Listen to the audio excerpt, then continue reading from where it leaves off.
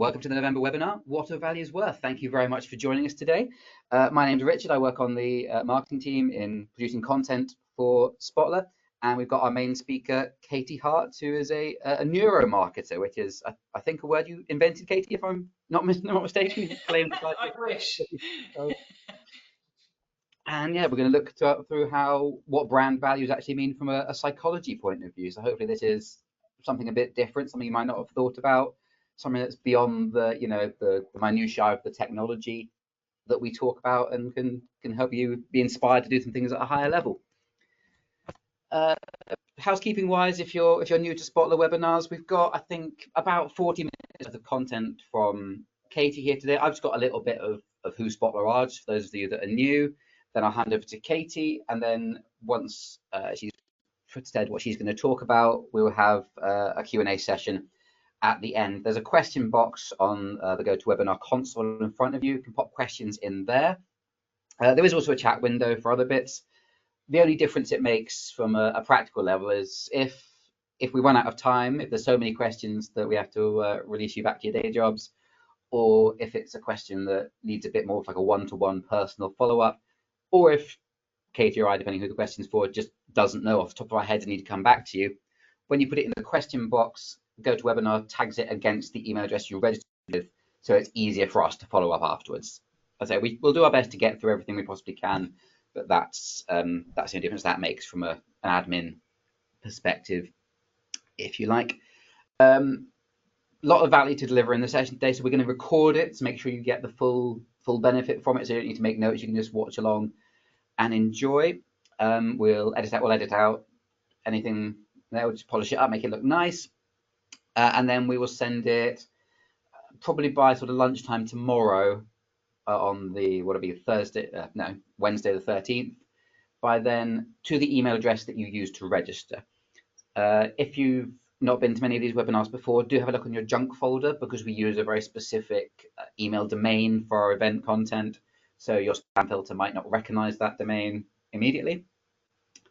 If you can't find it in either of those, in your main inbox or your junk, spotler.co.uk/resources will put it up there as a downloadable video, so you can just click through to watch the whole thing again at your leisure, and that'll go up shortly after the follow-up emails go out. So there'll definitely be a way for you to rewatch this if you miss something, want to review it, or just have to jump off the session.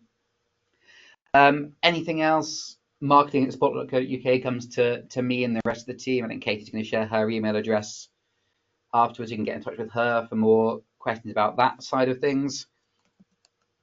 So, who are Spotler? Just for those of you that are new, one team with one mission is making marketers more successful, and we're currently doing that for about 4,000 companies across the UK and Europe. About 10,000 marketers of various functions and specialisms use our software, and throughout the platform we've sent over 18 billion messages, so we've got a good sense of what works when it comes to reaching out to your audience. We've got this whole range of products built to help you do this. We do build sort of solution packages, which is our sort of what works as a combined bundle, but we can offer you all these different functionalities as sort of standalone modules as well. So whatever it is that's missing from your marketing automation stack at the moment, we've definitely got something that's going to help you reach that next level, do more things and do them better and more effectively going forward. We're also super proud of the people behind this, whether that's first line support, whether that's regular account management, or the kind of deliverability pro services and design, the specialist teams that can help with the detail bits and pieces. So a lot of customers that we have currently will just take the platform, run with it, go and be happy, and that's absolutely fine.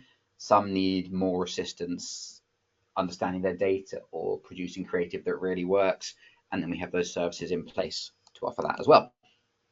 We're very, very proud of both our Trustpilot and our G2 reviews, and the thing that I always, because I read a lot of these to get material for our content production, and the thing that always cheers me up is that pretty much every one of these reviews mentions someone in the Spotler team by name, whether that's account management, first, second line support, one of those specialist deliverability teams, So we're really proud of the software, we're really proud of the people, and that is reflected in what current customers think of us, which is fantastic to hear.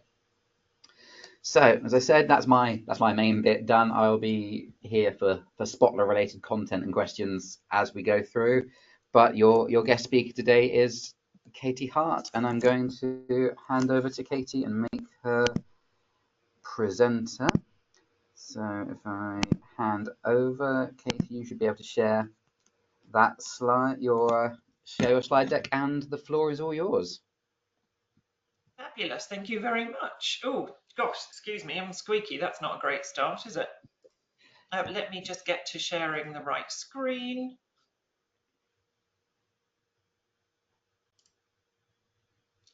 Hold on. Okay, Yeah. can we all see my front slide? If a thumbs up or something there would be good as well, just to know that that's brilliant. Thank you very much, appreciate that. Okay, just get the text right. This is your last chance. After this, there is no going back. You take the blue pill, the story ends. You wake up and you carry on believing whatever it is you want to believe. Or you take the red pill and you stay in Wonderland, and I'll show you just how deep the rabbit hole goes. I hope some of you have seen the Matrix trilogy of films, otherwise that's going to be a very bizarre way to start a presentation. But I want to give you a sense of the shift in terms of perception that we can create when we look at marketing through the lens of neuromarketing. It really is a game changer. It really can, and I would argue should, be fundamental in terms of shifting the way we make our marketing decisions and the way we view our marketing opportunities. So before I go into the content today, let me just briefly outline what it is. Essentially, neuromarketing is the area of overlap between neuroscience and marketing. Now, neuroscience, technically it's study of the nervous system, but more usually it's study of the brain. So if you think about the processes that take place within our brain and the role that they have when it comes to marketing, you can see that actually it's very natural that we bring these two together. So processes like memory, understanding how some things we are able to recall and remember and other things we aren't. Attention, why is it that we notice some things and other things we don't? Perception, we are in an incredibly busy, complicated environment for most of our days now. What is it that attracts our attention? What is it that we notice? And perhaps most importantly, it's decision making. How do we actually make a decision? What goes on in our brains when we make decisions? And that's where neuromarketing comes in. So it's bringing in the knowledge and the insights we have from neuroscience and applying that into the marketing world. So why do we need this? Well, years ago, David Ogilvy summarized the situation, and sadly, not much has changed. And he said famously, consumers don't think how they feel, they don't say what they think, and they don't do what they say. Now, it doesn't mean we've got malicious consumers. It doesn't mean we've got people out there who are deliberately trying to trip us up. It's not our fault. Sadly, what we've come to realize is that we can do the most detailed, in-depth, meticulous, rigorous forms of research with our audiences and our customer base, and we are not going to get reliable, accurate information back. And that is because 95% of what goes into the decisions we make is subconscious information. I'll say that again. 95% of what goes into the decisions we make is subconscious information. That means I myself don't have access to 95% of why I make the decisions and the choices that I do. So yes, you can ask me why I choose one brand over another, or whether I prefer one layout or a different packaging design, or that flavour, or that colour logo. You can ask me all of these questions and I will come up with answers. But what we can see and what we've learned time and time and time again in neuromarketing is that those answers are not accurate reflectors of the real fundamental reasons why we do and decide and choose and select and buy and engage and read the things that we do. So we have an opportunity now through neuromarketing to actually penetrate below that 5%, to analyze, to study, to interrogate, and to learn about the true factors that are behind the decisions and the purchases we make. And it's got to be said, values are a fabulous place for all of this to come into play. If we understand that values essentially are the kind of the beliefs that you as a company stand for, they are the foundations that underpin who you are, why you're here, what you do, and how you go about doing it. They need to closely align with your mission and your vision. They are going to be absolutely integral to your organization. But if we want to understand how these are received within the minds and the brains of your audience, we've got some work to do here. Because typically, if we ask people about values, we get an opportunity where bias comes in, where the results could be skewed, perhaps not intentionally, but very often we know there are things that perhaps we should say or we feel we should say. And so we get conscious pressures that come in. And clearly, if we are basing big fundamental decisions for our organization on information which is biased or inaccurate, then we need to be really concerned. So values is a fabulous area for us to study within neuromarketing. And it goes back quite a long way. In fact, when we first look at areas that study things like this, we go back to sort of the 1980s and to a field called neuroeconomics. And it was here that we first began to understand how critical these ideas of values are within the brain when we make purchasing decisions. So prior to that, perhaps we thought we were rational and we made very calculated decisions. But we've started to realize how much emotion comes into it. Give you a quick example of a study which did this. It's something called the ultimatum game. And it's a very simple game that we get people to play when they are in a scanner, which is scanning their brain's response. So you need two players.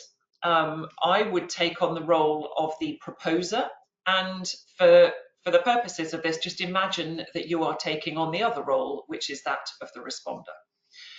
And what happens in the ultimatum game is very simple. The game has one round, so there is one chance. And in that round, I, the proposer, am given a fictitious amount of money. So let's say £100. And what I do is I propose to you the way we will split this money. Now, you as the responder have to either accept my proposal or reject it. If you accept it, we both go away with the amount of money that I have proposed, so the £100 split between you and I as I propose it. If you reject it, though, we both go away with nothing. Okay, so it's a very simple one-round game. So if I were to be playing this game with you, if I said, okay, I've got a fictitious £100 and I offer to give you, I'm going to give you £30 of that. So I will retain £70 and I will give you £30 of that. Now, if we were playing this for real, I would need a response from you in terms of whether you would accept that or whether you would reject that. So just have a think. Would you accept it or would you reject it? What we find statistically is that in many situations, actually responders reject an offer like that.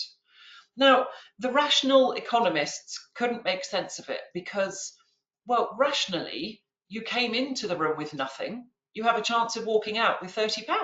That's surely good. But when we start to look at brain activity, what we can see is that there are other factors at play here. There are other things involved.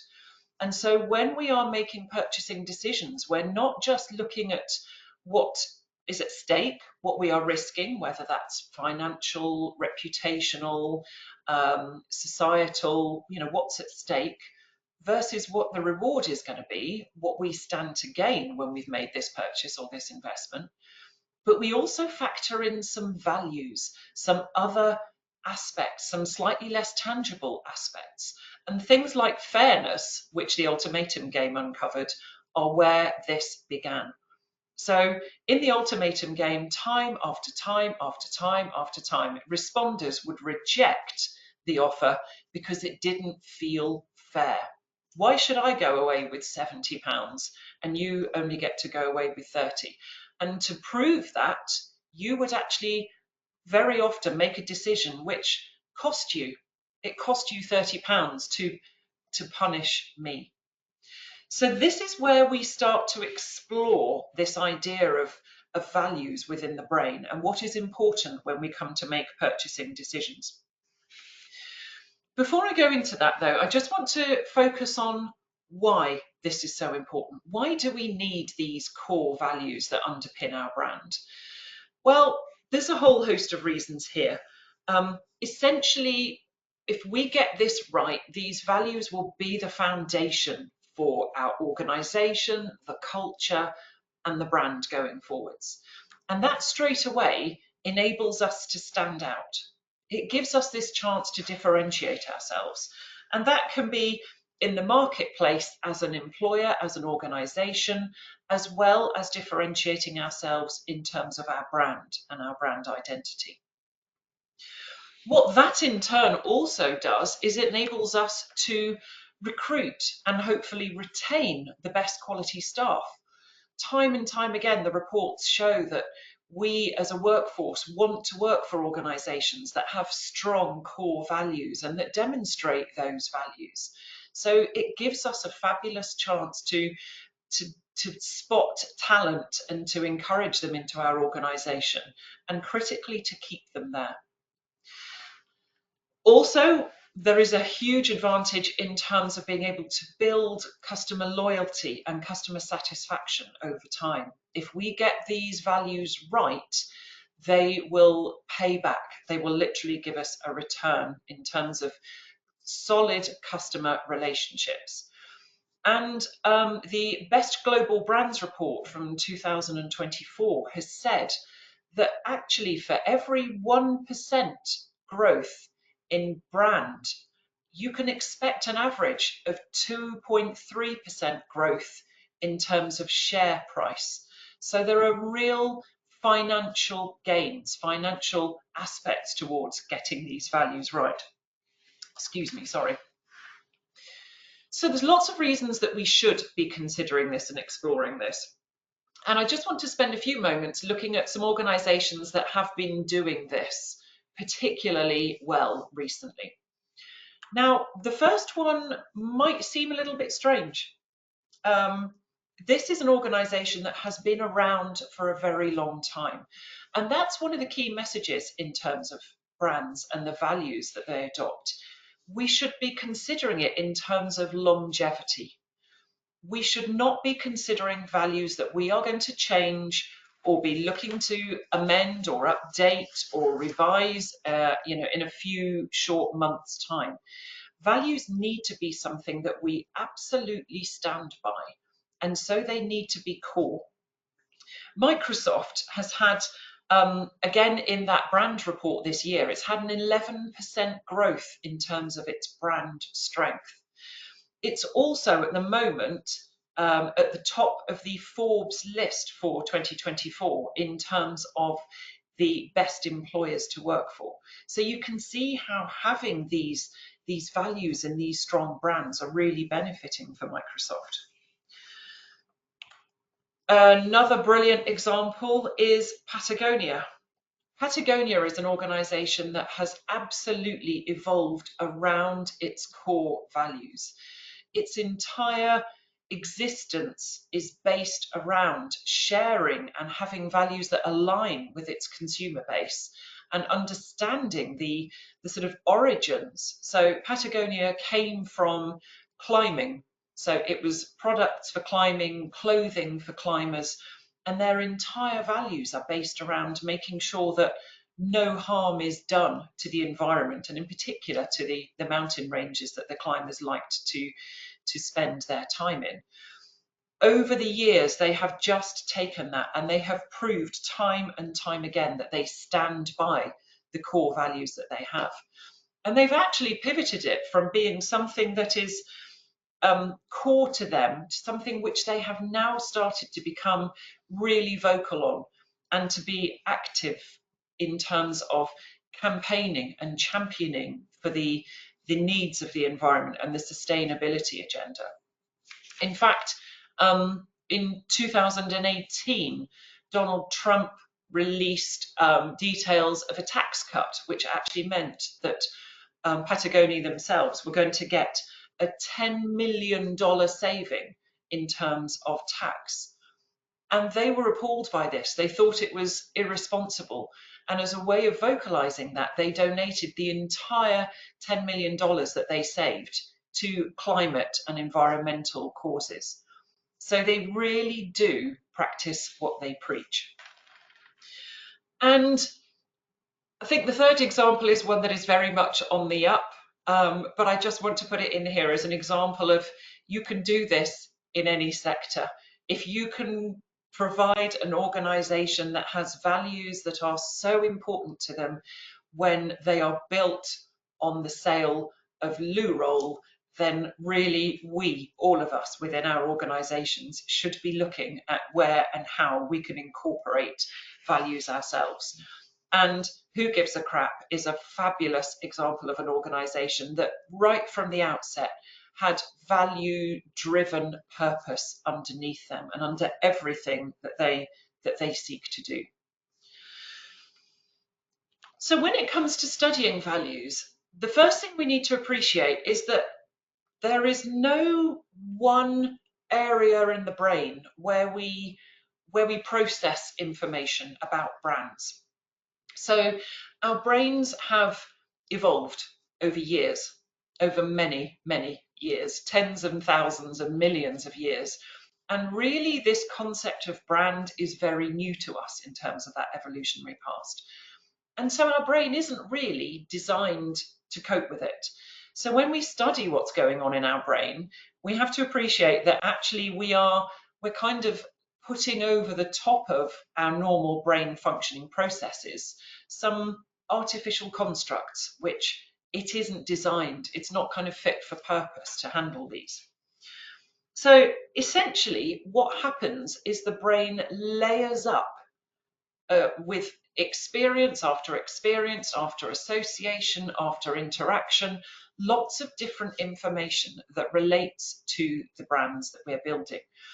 And all of that information is stored and contained and built in different parts of our brain. And so when we see aspects that give us information about a brand, we either add that to the kind of schema or to the bank of information that we have about a particular organization and their products and services, or potentially it's going to be something that triggers a response in us. And we can actually process this information remarkably quickly. So it takes less than half a second for the areas of our brain, so areas like the fusiform gyrus, which are responsible for identifying familiar patterns and shapes and things like that. In less than half a second, it can recognize, identify, and analyze logos and constructs that it has associated with those. And we can see this activity taking shape within our brains. Now, what does this do then? Well, it gives us a sense of actually what's going on, how we view the values that brands have associated with them. So the first thing that's really interesting for us to look at is that the areas of the brain that get activated when we see logos, brand information, brand identities, where we feel that we have some connection or we feel we like that brand, is it starts to activate in parts of our brain which we would normally associate with our personal identity. So something around ourself, our sense of who we are. And these are areas that get triggered by seeing brands that we associate with or that we feel some connection to. If we know the brands, if they're familiar to us, we will also get areas of the brain activated which are relating to memories and core emotions and experiences that we may have lived in the past. So a brand that is new has a very much a kind of blank slate to start from, whereas a brand that is established and has a track record and is known to us, we have this wealth of knowledge stored away in terms of our memories and our emotions. So that's all really important collateral. And the other part that's really interesting here is when we feel that we've got a brand that we connect with, the parts of our brain that light up are the parts that light up when we think about human connection, when we think about human relationships. And so there is something really inherent in building these ideas of values and brands that are very personal or interpersonal. So how is it that we come to this sort of information? Well, I'm going to share with you a study which I did on behalf of a client. I don't have permission to share the full study, sadly, but I've got some information here which hopefully will give you a sense of some of the exciting areas that we can look at in terms of values. So firstly, how do we do it?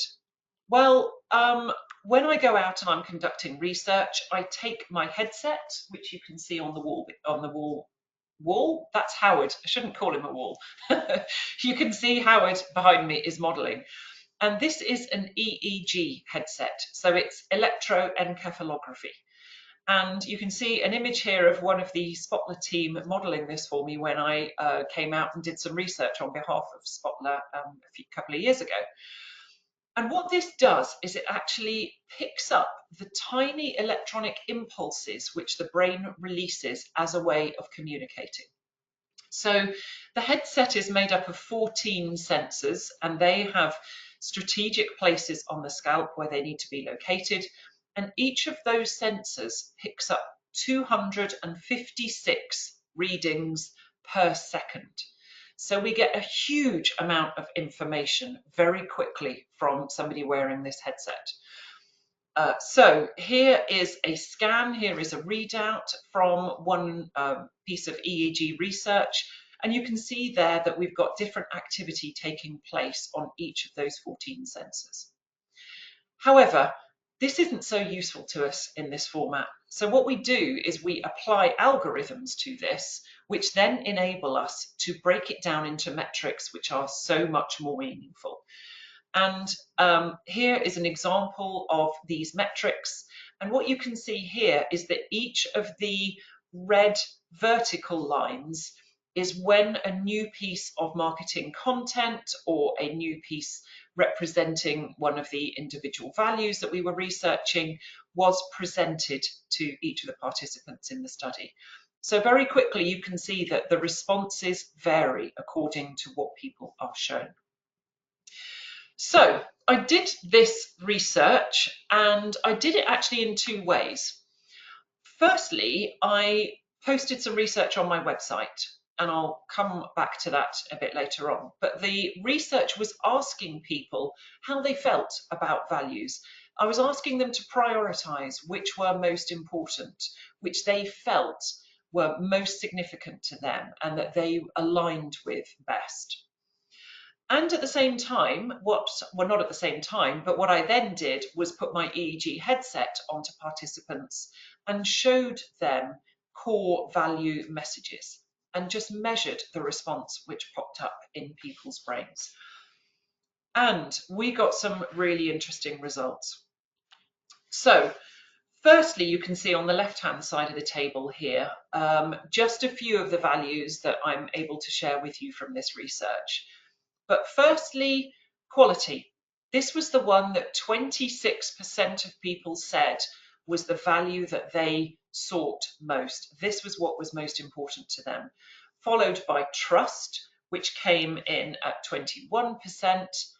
And then we had a tie between being reliable and having value, which were both about 17.5%.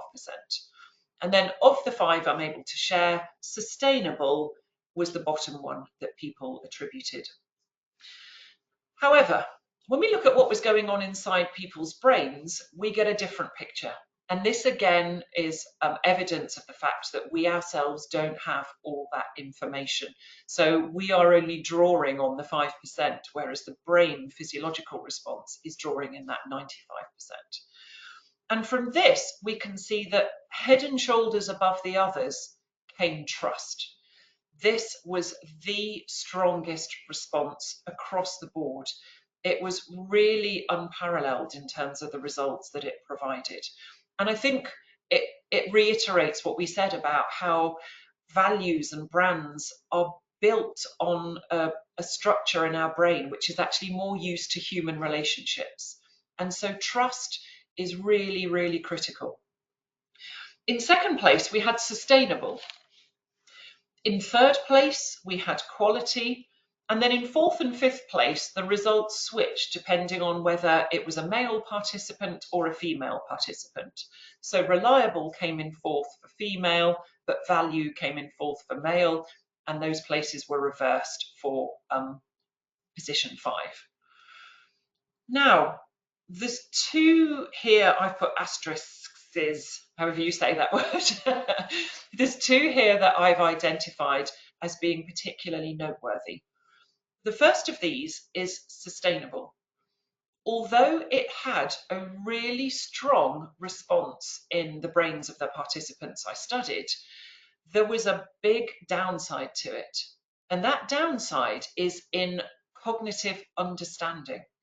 It's really hard for the participants who were presented with this to actually understand and to make sense of that term. It's a term that many of us use, but it has different meanings in different situations. Sometimes it's quite narrow and we're talking about environmental sustainability. Sometimes it's broader, and often in marketing we talk about being sustainable in terms of people, planet and profit. So I think there is a degree of confusion in the minds of recipients when we hear the word sustainability or sustainable. And because it was presented in isolation, this really came through, this really came to the fore. So that's something we need to be aware of and mindful about. The other one that I've highlighted was reliable. This, for the male participants, created a phenomenal stress response. It meant that when they were shown this word on the screen, their response was overwhelm, threat, challenge, fear, really negative traits. So we need to be mindful that actually, as we are using words that we think are quite innocuous, potentially these are triggering very significant responses.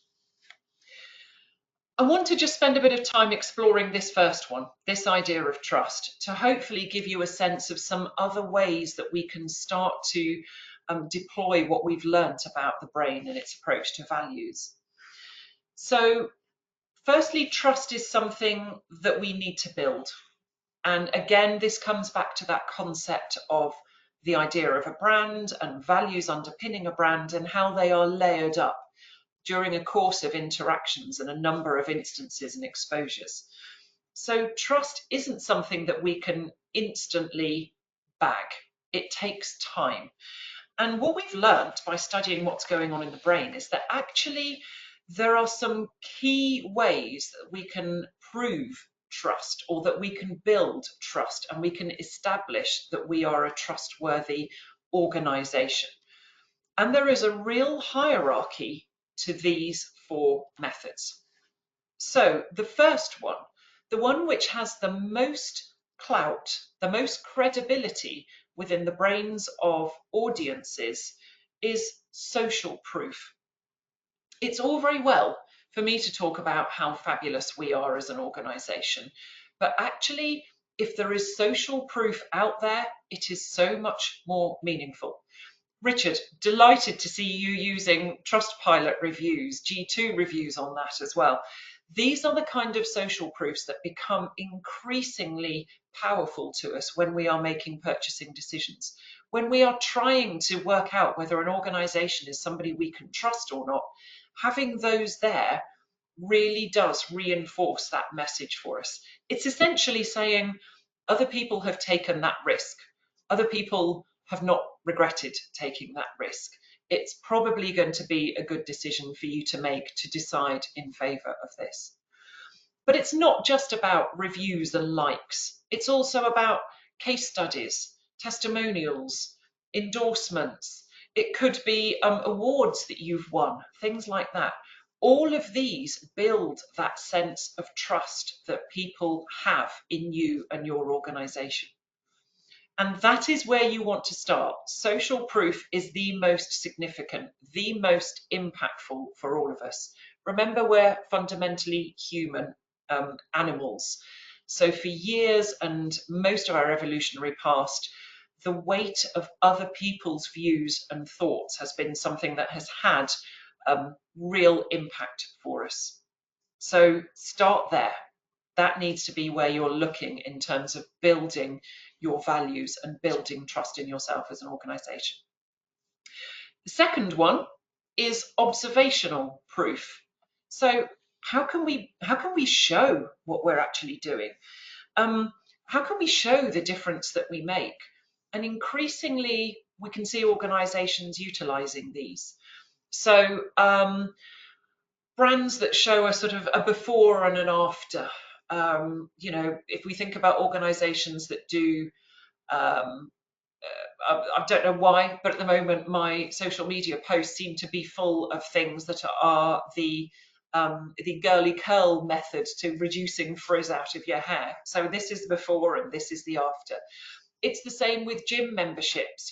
This could be you in 6 months' time versus this is still the same you if you don't go out and access the gym. These kind of observable proofs are tremendously powerful for us. It's going to be interesting to see how these shift the more we get into AI and videos as well as images that are artificially created. But our brains aren't there yet. We aren't used to that yet. So at the moment, we place great strength in terms of things that we can see. So video evidence, content that demonstrates what you do is trusted. That is hugely powerful.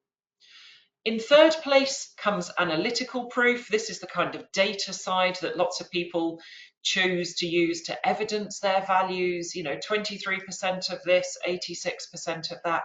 It's okay, but it's nothing like as compelling as the other two. Again, this is quite a sort of modern interpretation for our brain, so it doesn't have that same gravitas. But if that's all we've got, it's there. And there is a place for it. It does enable us to make more direct comparisons, perhaps. So data and the analytical side can be used, but don't lead with it. It's not the most compelling. And then finally, in fourth place, is aspirational proof. This is if we haven't really got that track record yet. If we're launching a new product or service, quite often it's the sort of dragon's den where you see people talking about the aspiration of where it could go. It's really asking people to buy into a vision. So if our values are about what we think the world should look like, or how we think people should treat each other, or how we believe that organisations should support their local community, then this is the aspirational side, but it is the weakest of the four. So these four serve us in terms of how we prove the values that we've got, starting with the social proof, then the observational, then the analytical, and finally the aspirational. But one more thing we need to do. One more thing that's really important to us when we are looking at communicating our values. We need to make it easy. Our brains are phenomenally busy. In fact, every second your brain processes in the region of 11 million bits of information.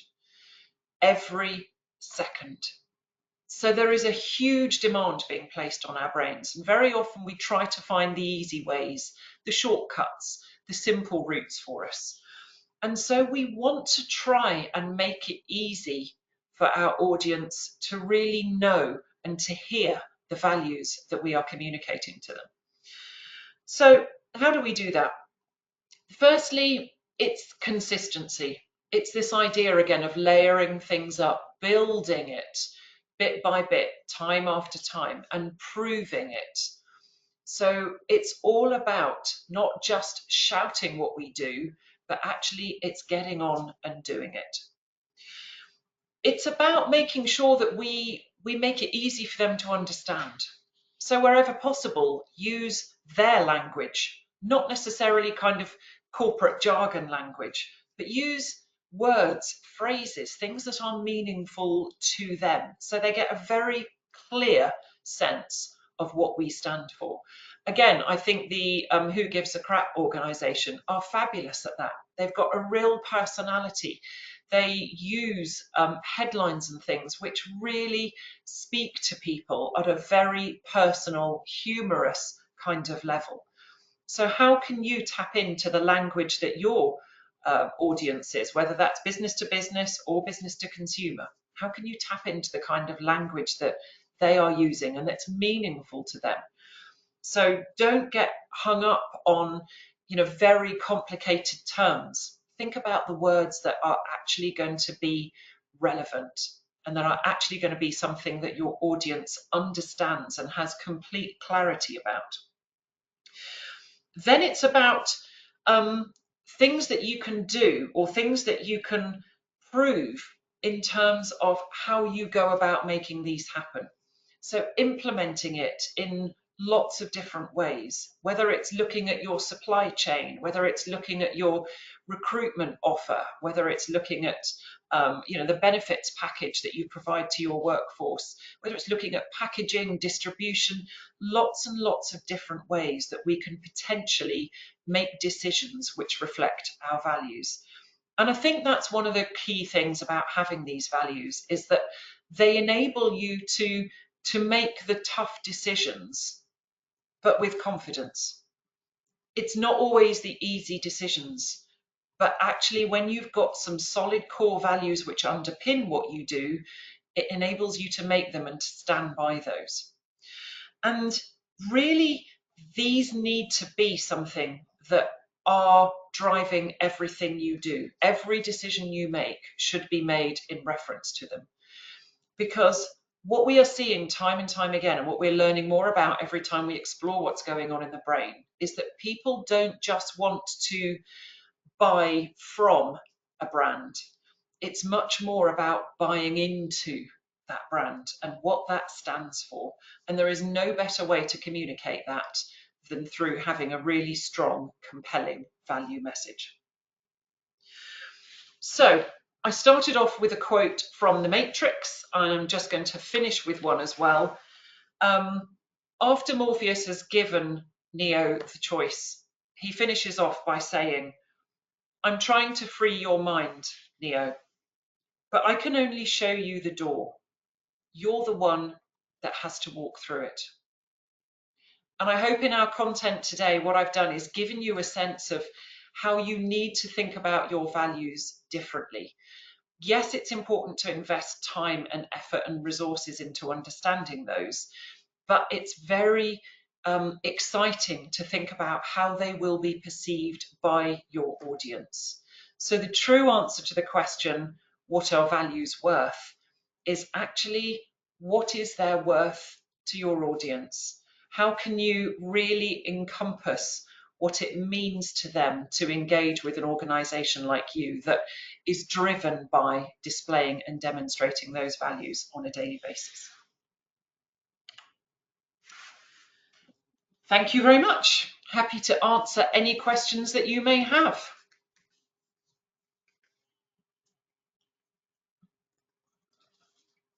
All right, that was I get shivers when you use that Matrix quote because I remember watching that when everything it's was it 2000 that came out and it still hits, I think. Yeah, love that. Good. I'm glad. To me, it's that paradigm shift. It's that sense of peeking beneath the bonnet. You can carry on with this illusion, or we can really start to understand what's going on.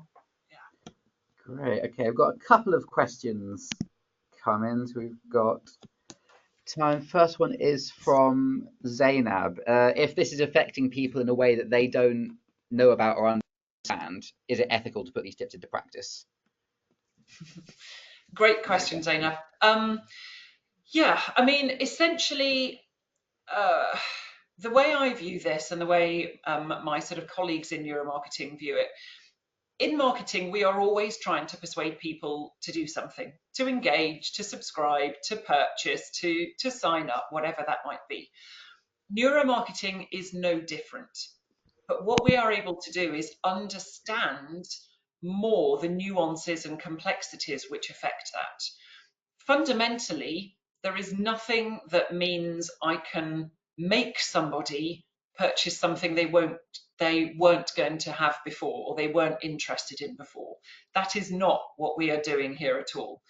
But what we are doing is finding ways that we can actually kind of shortcut some of the processes and present content and information in a way which supports our customers, which makes it easy for them to navigate their way through our website or to hit them with messages which are going to be really engaging and compelling so they actually spend more time reading the emails that we've sent out. So it's not unethical at all. It's just more about having more information and more insights about what goes into the decisions and the behaviors that we manifest.